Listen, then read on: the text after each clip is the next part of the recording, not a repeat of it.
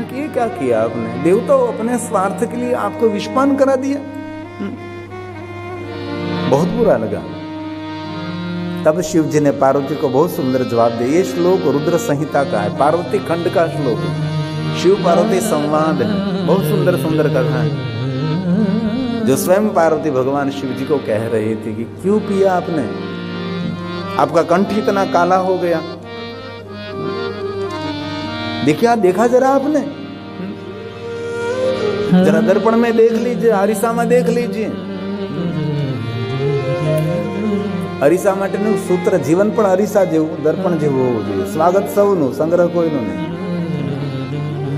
દર્પણ સ્વાગત સૌનું કરે. આપણે અરીસામાં ઊભા હોય તો અરીસો સમજ કે તારા જેવો રૂપાળો દુનિયામાં એકે નથી. હંમેશા અરીસો આપણને એ જ કહે કે તારા જેવો દુનિયામાં કોઈ માણસ નથી, તારા જેવો સુંદર, તારા જેવો રૂપાળો દુનિયામાં કોઈ માણસ નથી. અરીસો સ્વાગત સૌનું કરે, સંગ્રહ કોઈનો નહીં. આપણે ત્યાંથી નીકળી જાય તો બીજો હોય તો બીજો જોઈએ. સ્વાગત સૌનું, સંગ્રહ કોઈનો નહીં. જીવન જો સુરક્ષિત જીવવું હોય તો સ્વાગત સૌનું કરો, સંગ્રહ કોઈનો નહીં. જો સંગ્રહ થઈ ગયો તો આપણું ચિંતન મનન બધું એમાં એમાં પડ્યું રહે, હે ને. હીરા કરતા અરીસાની કિંમત ભલે ઓછી હોય. અરીસા માટેનું સૂત્ર છે. અરીસો એટલે દર્પણ, દર્પણ એટલે મોઢું જોવાનું કાચ. હીરા કરતા અરીસાની કિંમત ભલે ઓછી હોય, પણ હીરાનો હાર પહેર્યા પછી અરીસાની સામે જ ઊભું રહેવું પડે છે. હીરાનો હાર પહેર્યા પછી અરીસાની સામે જ ઊભું રહેવું પડે છે. તેથી જીવનમાં આપણું ભલે સંસારમાં મૂલ્ય ઓછું હોય, પણ ધુરંધર માણસને જરૂર તો આપણે જ પડવી જોઈએ. ગમે તો ધુરંધર માણસ હોય પણ એને જરૂર તો આપણે જ પડવી જોઈએ. ભલે સમાજમાં આપણું કોઈ અસ્તિત્વ ન હોય, પણ જીવન જેવું નિર્માણ કરીએ આપણે, એ આપણા જીવનની કોઈ વિશેષતા હોય, ये जीवन की वास्तविकता है. बाकी समाज तोड़ने का काम करते, समाज में बहुत कम लोग हैं जो समाज को जोड़ने का काम करते. ऐसे बहुत कम लोग आपको मिलेंगे, है ना. इसलिए पार्वती ने महादेव को कहा कि क्या किया आपने, विषपान किया. तब स्वयं भगवान शंकर जी ने पार्वती को जवाब दिया है, बहुत सुंदर दिया है. विषम पीतम, विषम पीतम सुरार्थी भक्त वत्सल भावद्रक. भगवान स्वयं महादेव जी कहते हैं पार्वती विषपान मैंने इसीलिए किया है कि सभी देवता मेरे भक्त हैं, मेरे भक्तों के लिए मैं विषपान कर सकता हूँ, क्योंकि मेरे भक्तों को मैं प्रेम तो करता हूँ, लेकिन मेरे भक्तों को मैं वात्सल्य करता हूँ. वात्सल्य और प्रेम, प्रेम तो किसी को भी कर सकते हैं, लेकिन वात्सल्य तो हमारी माँ करती है, वात्सल्य तो हमारा पिता करता है. छोटे छोटे बच्चे को वात्सल्य करा जाता है. ताजा जन्मा हुआ गाय का बछड़ा, गाय उनको वात्सल्य करती है. आपने देखा होगा गांव में कहीं ताजा जन्मा हुआ बछड़ा है तो गाय माता उनको वात्सल्य छांटती है. माँ जैसे अपने बच्चे को अपने गोद में लेकर वात्सल्य करती है, पिता जैसे अपने बेटे बेटी को अपने छाती के साथ लेकर वात्सल्य करते हैं. इसलिए महादेव ने कहा कि पार्वती ये सभी देवता मेरे भक्त हैं, मेरे भक्तों को मैं वात्सल्य करता हूँ, मैं बहुत उनका आदर करता हूँ. देवताओं का कष्ट, मेरे भक्तों का दुख मैं कभी देख नहीं सकता. जो महादेव का भक्त है ना, उसका दुख कभी शंकर जी देख नहीं सकते. इसीलिए जीवन में विरोध अवरोध से डरना नहीं, जीवन में दुख और कष्ट से कभी घबराना नहीं, क्योंकि आपके साथ और कोई नहीं, आपके साथ स्वयं भगवान महादेव जी विराजते हैं. स्वयं शिव आपके साथ है, क्यों घबराने की जरूरत है. आपके साथ कोई देव नहीं, देवता जिनकी आराधना करते हैं, ये देवों के देव स्वयं महादेव आपके साथ है. आपको अनुभूति होनी चाहिए, एहसास होना चाहिए कि मेरे साथ कोई तो है जो मेरे रास्ते को एकदम खुला कर रहे हैं, मेरे भाग्य के द्वार खुल रहे हैं. इसलिए भगवान स्वयं महादेव ने कहा कि पार्वती सभी देवता मेरे भक्त हैं, मेरे भक्तों को मैं वात्सल्य करता हूँ, उनको मैं बहुत प्रेम करता हूँ, इसीलिए मैंने विषपान किया है. विषम विषं पीतं सुरार्थं हि भक्तवत्सल भावद्रक देव कष्टं हुतं यत्ना सर्वदैव मया सुरा सर्वदैव मया सुरा। जितने देवता हैं मेरे परम भक्त हैं, मेरे भक्तों को मैं वात्सल्य करता हूँ, मैं वहाल करता हूँ। इसलिए बहुत हृदय से बहुत दिल से कहता हूँ, जीवन का कोई भरोसा नहीं, कब रात हो जाए, कभी सूर्य ढल जाए पता नहीं। इसलिए जीवन की एक क्षण भी ऐसे नहीं बीतनी चाहिए जिन क्षण में महादेव न हो। हलता चलता बेचता उड़ता हर पल आपके जीवा पर शिव होना चाहिए, आपके जीवा पर संसार नहीं। आपके मानस पट पर, मानस के विचार, मन के तरंग पर भगवान शिव रहना चाहिए। जीवन को सफल करने के लिए कठिन कठिन तपस्या, साधना, अनुष्ठान, उपासना, बड़े बड़े यज्ञ, बड़ी बड़ी पूजा हमारे से कभी नहीं हो सकेगा, नहीं। और ऐसा कभी नहीं मानना कि हम बुढ़े पे में वृद्धावस्था में भजन करेंगे तब करेंगे। वृद्धावस्था में कुछ भी नहीं होता, मन विचलित रहता है, मन भ्रमित रहता है, मन स्थिर नहीं रहता। मन तो स्थिर उनका रहता है जिन्होंने बाल्यावस्था में, किशोर अवस्था में, युवावस्था में भगवान का भजन किया है।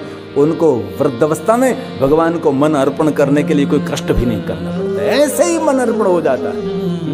इसीलिए अभी से शुरू करें, कल से नहीं। इसलिए स्वयं भगवान ने कहा कि पार्वती, ये सभी देवता मेरे भक्त हैं। मेरे भक्तों को मैंने वचन दिया है कि मेरे भक्तों को मैं वात्सल्य करता हूँ, मेरे भक्तों का मैं कष्ट देख नहीं सकता। यदा यदा विपत्ति, मेरे भक्तों पर कभी कभी विपत्ति आती है तो इसी समय मुझे बोलना नहीं पड़ता, मुझे कहना नहीं पड़ता, मैं पहुंच जाता हूँ। शिव जी को कहना नहीं पड़ता महादेव पधारिए, मुझे विपत्ति, मुझे दुख, नहीं नहीं।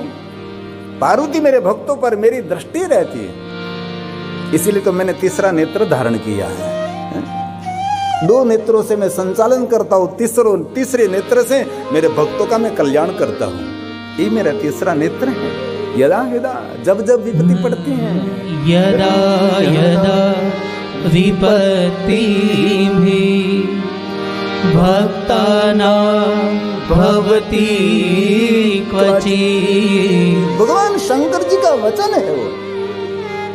इसलिए महादेव के भक्तों को कभी घबराने की जरूरत नहीं है, भगवान शिव जी भक्तों के कभी भयभीत होने की जरूरत नहीं है।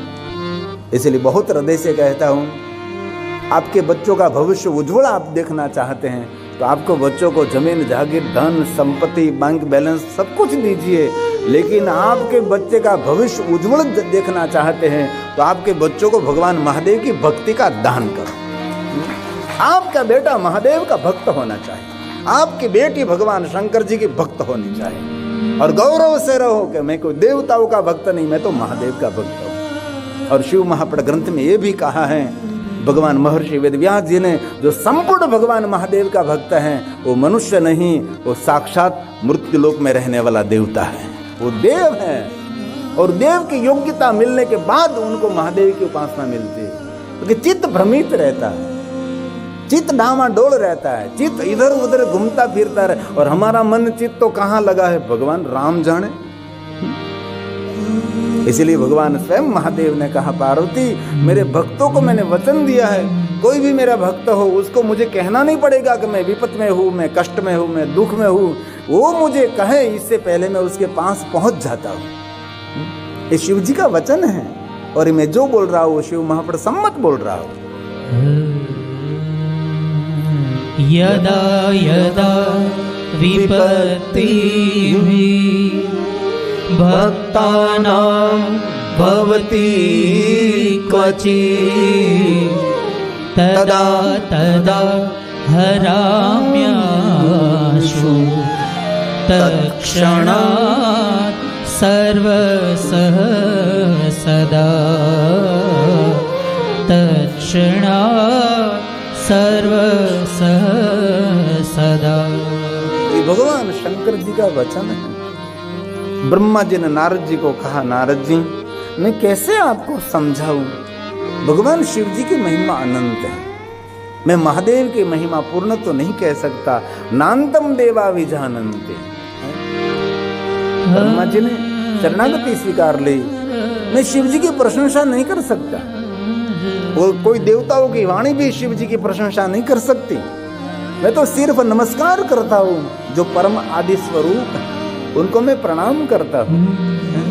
ये शब्द सभी ब्रह्मा जी के, बहुत बड़े ब्रह्मा जी ने बहुत कुछ गाया है, लेकिन सब कुछ मैं नहीं गा सकता। कभी कभी विस्तार कर लेते हैं, कोई कथा का विस्तार हो जाता है, कोई कथा संक्षिप्त हो जाती है, कोई कथा का अल्पीकरण हो जाता है, कोई कथा का विस्तार भी हो सकता है। ब्रह्मा बोले, हे नारद, नान्तम देवा विजानन्ति यस्य तस्मै नमो नमः। यं न वाचः प्रशंसन्ति नमस्तस्मै चिदात्मने।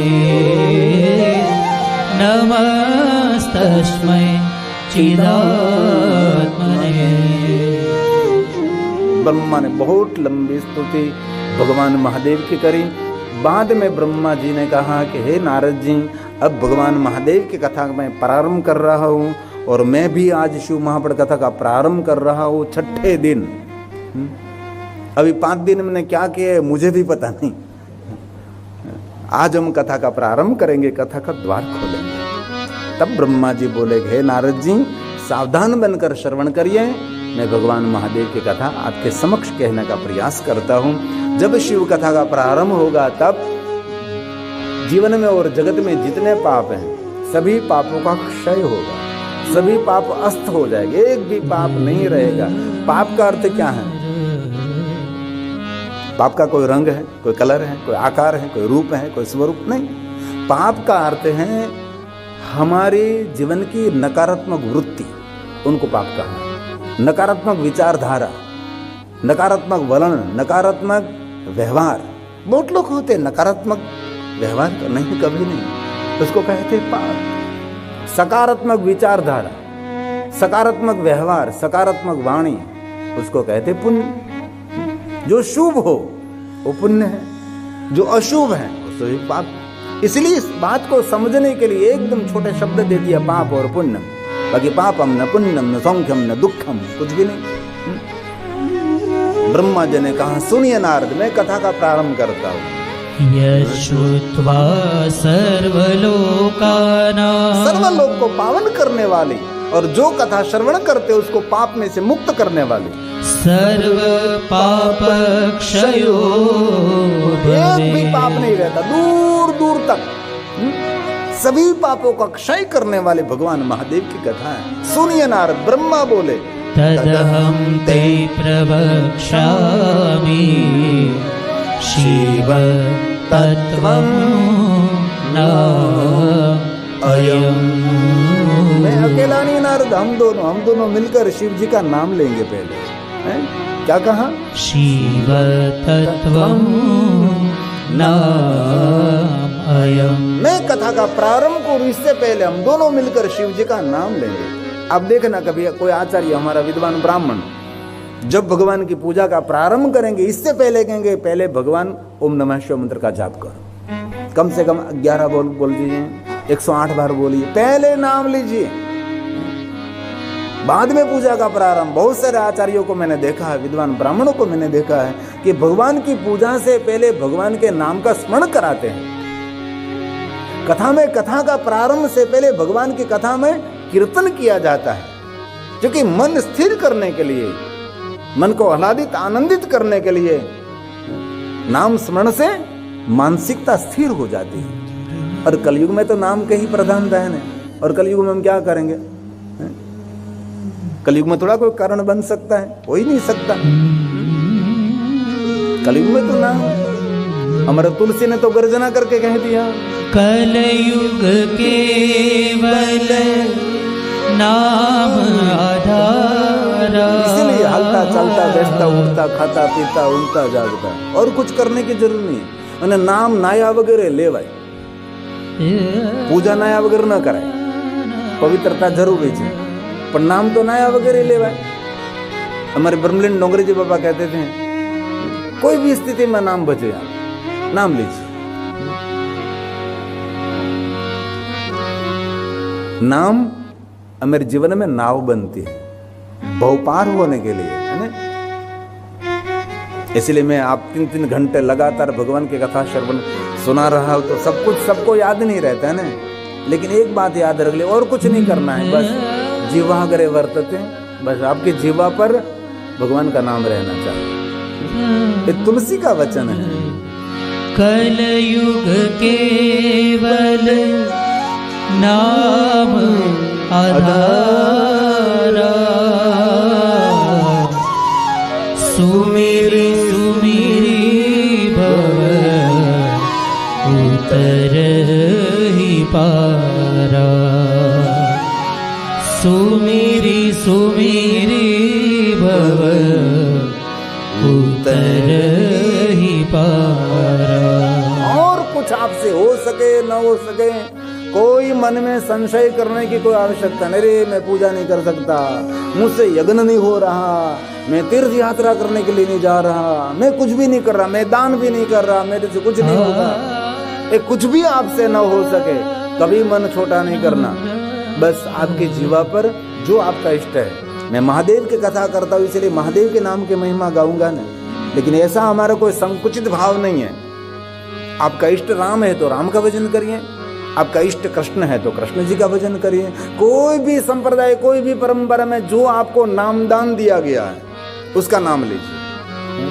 ऐसी कोई जड़ता हमारी संकुचित, क्योंकि व्यासपीठ है, व्याप है, यहाँ कोई संकुचितता नहीं है। विचारधारा और संप्रदाय में कभी संकुचितता देखने को मिलती है, लेकिन व्यासपीठ पर कोई संकुचितता नहीं होनी चाहिए। आपको जो ठीक लगे, जिन भगवान पर आपको भरोसा है उसका नाम लीजिए। ब्रह्मा ने कहा कि हे नारद, मैं एक बात आपके समक्ष मैं ऊंचा हाथ करके स्वीकारता हूं। क्या ब्रह्मा जी ने स्वीकार लिया? ये ब्रह्मा जी ने पुत्र नारद जी के आगे, सुनिए नारद, शिव तत्वं मया नेव, मैं शिव तत्व को नहीं जानता। देखो तो सही, और ब्रह्मा कोई सामान्य देवता है? ब्रह्मा ने पूरी सृष्टि का सर्जन किया। इनके पास कोई आर्किटेक्ट नहीं था, कोई डिजाइनर नहीं था, कोई इंटेलिजेंट डिजाइनर नहीं, कोई नहीं थे। ब्रह्मा जी ने स्वयं ने सुंदर सृष्टि की रचना करी। ब्रह्मा जी कोई सामान्य तो नहीं है, तो भी कह रहे हैं कि मैं शिव तत्व को नहीं जानता। ब्रह्मा कौन है? जिनके द्वारा जगत की रचना हुई है। हरि ओम। ब्राह्मणों से मुख में से ब्राह्मणों को प्रकट किया, बाहु में से राजाओं को प्रकट किया। तदस्य यद्वैश्यः पद्भ्यां क्षुद्रो अजायते, ब्राह्मणोस्य मुखमाः। ये ब्रह्मा जी, तो ब्रह्मा जी ने कह दिया कि मैं शिव तत्व को नहीं जानता। और जीवन में एक बात याद रखिए, जिस वस्तु का आपके पास कोई ज्ञान नहीं है, इस पर कभी बोलना नहीं चाहिए। पता ही नहीं, स्वीकार लीजिए, मुझे पता नहीं है भाई, मुझे मालूम नहीं, इस बात पर मेरी कोई दृष्टि अभी तक नहीं गई है, मुझे मन कभी नहीं, बस स्वीकार लीजिए तो बहुत सरल रहेगा। इसीलिए ब्रह्मा जी ने कहा, सुनिए नारद, शिव तत्वं मया नेव, विष्णु नापि यथार्थतः। विष्णु थोड़ा सा जानते हैं, किसी को पूर्ण पता नहीं। मैं तो बिल्कुल जड़मूल में से नहीं जान रहा, लेकिन विष्णु थोड़ा सा जानते। विष्णु नापि यथार्थतः, थोड़ा सा जानते। कोई तो है, कौन है? ज्ञात च परमं रूप, परम रूप, आदि स्वरूप, मद्भूतं च परेणन, मद्भूतं च परेणन। अलौकिक कोई आदि तत्व है, जिनका कोई नाम नहीं, रूप नहीं, रंग नहीं, आकार नहीं, निराकार मोकार मुंडम तुर्यम गिरा ज्ञान गोतित मिशम गिरीशम करालम महाकाल कालम कृपालम गुणागार संसार पार। कोई तो है, तवेश्वर्यम, जो पुष्पदंत ने कह दिया, ईश्वर जगत का उदय करते हैं, जगत को संचालित करते हैं, जगत की रक्षा करते हैं। कौन है ईश्वर? तवेश्वर्यम, तवेश्वर्यं यत् जगदुदय रक्षा प्रलयकृत त्रयी वस्तु व्यस्तं तिषु गुणविनाशु तनुषु अभव्यानामस्मिन् वरदरमणीया वरमणिं विहन्तुं व्याक्रोशिं विदधतैके जडधियः विदधतैके जडधियः। पुष्पदंत ने कह दिया कोई तो है, कौन है कहाँ है पता नहीं। त्रिवस्तु व्यस्तम त्रिषु गुणविन्नाशु तनुषु, कोई है त्रिवस्तु कौन? त्रिवेद, कार्यरत रहते, व्यस्त रहते, कार्यरत, जानने के लिए कौन है कहाँ है। ये सब जगत का सर्जन करने वाला कौन है? उसका रूप क्या, उसका रंग क्या, उसका आकार क्या है, वो कहाँ बैठा है, उसकी काया कैसी है, उसका रूप रंग पता नहीं। किमी है, किंका है, किमिह किंकाय सखलु किमुपाय त्रिभुवनम्। किन उपाय से? किमादारो दाता सृजति किमुपादानहिति च। ईश्वर से तो कहाँ है, कहाँ बैठा, उसका रूप क्या, उसका रंग क्या, उसका आकार क्या। लेकिन बहुत लोग ईश्वर को नहीं मानते, जिनको अनईश्वरवादी कहते हैं। मैंने कहा था कि सनातन को खतरा एक तरफ से नहीं, चारों तरफ से है। एक तो हमारे लोग, वो भी एक झंडा लहरा रहे हैं, अनईश्वरवादी, ईश्वर को नहीं मानने वाले लोग। पूरे ऐसा तर्क, इसके प्रवचन सुने तो आपको भी लग जाएगा सही बात है। उन लोगों की रमणीय बात करते हैं, लेकिन सुनने में रमणीय है, स्वीकारने में अरमणीय है। ईश्वर पर श्रद्धा होना जीवन में बहुत बड़ी बात है। श्रद्धा जीवन जीने का आधार है, विश्वास हमारा श्वास है। जिनके पास ईश्वर के प्रति कोई विश्वास और श्रद्धा नहीं है ना, वो मनुष्य का जीवन समंदर में जैसे नाव नाविक के बिना चल रही है। समंदर में नाव नाविक के बिना चल रही है। ये मेरी टंडेल बहनों समझ सकती है, माछी बहनों। समंदर में नाव चलती है, नाविक नहीं होता तो नाव की क्या हालत होती है। ऐसी हालत जिनके पास श्रद्धा और विश्वास नहीं है। श्रद्धा और विश्वास से बहुत बड़ा काम हो सकता है। भवानी शंकरो वंदे, भवानी शंकरो वंदे, श्रद्धा विश्वास रूपिणो रामचरितमानस तुलसी याभ्यां विना पश्यन्ति सीता स्वान्ता स्थमीश्वरं भवा। स्वयं ब्रह्मा जी ने कहा, नारद जी मुझे पता नहीं कौन है कहाँ, इस पर मैं कैसे वर्णन कर सकता हूँ। जिन तत्व को वेद पुराण कहते हैं, बस कोई है। यदस्ति श्रुति, श्रुति मतलब वेद, निरंतर कहते हैं। अविद्यते, अविधते सचकितम्, चकितम मतलब भयभीत होना, कि मैं नहीं जानता उसको, पता नहीं कौन है कहाँ है, लेकिन कोई तो है। यदस्तीति श्रुति पुनः, श्रुति पुनः पुनः कहती है। क्या कहती है? सत्यं ज्ञानमनन्तं च परमानंदम परं